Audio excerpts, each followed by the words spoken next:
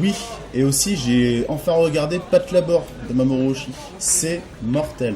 Si tu cherches un dessin animé avec des gros robots et des putains de scènes d'action, tu risques d'être un peu déçu. Par contre, si t'as aimé Ghost in the Shell pour le côté contemplatif, introspectif, bah là tu vas kiffer. T'as plein de petits détails sur les décors et le contexte qui passent par la description et les non-dits. Dans le film, alors l'histoire c'est qu'il y a un gars, c'est une espèce de prophète de l'apocalypse. Il disparaît au début du film et t'apprends qu'il est à l'origine d'une mise à jour des labors. Alors les labors, les fameux labors du titre, en fait c'est des robots qui servent essentiellement à faire des constructions gigantesques. C'est des robots de chantier en fait. Et donc la mise à jour que le mec il a fait avant de disparaître, bah, provoque un dysfonctionnement en série sur tous ces robots.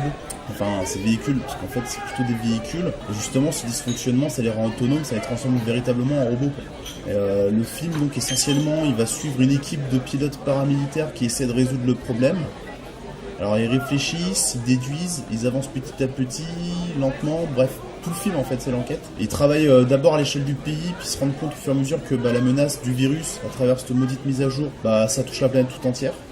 Et ce qu'ils découvrent à la toute fin du film, c'est à la fois c'est complexe et en même temps c'est incroyable. Alors des deux choses que je retiens du film, pour l'instant, il y a cette putain d'idée, cette magnifique idée du détective privé, qui est en fait embauché par l'équipe pour suivre sa propre piste en parallèle et qui découvre que le fou qui a disparu au début du film, il possède en fait plusieurs propriétés. Et puis tandis qu'il remonte le fil de ses propriétés en les visitant une à une, on découvre en même temps que lui, silencieusement, une série de paysages qui montrent le vieux Japon à la lisière de la mégalopole. Et ce vieux Japon, il est en chantier, il est en démolition même, parce que parfois c'est une véritable décharge.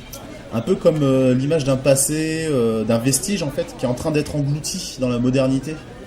Au moment même d'ailleurs où on le regarde, tu vois, il y a vraiment cette impression d'être convoqué, c'est incroyable.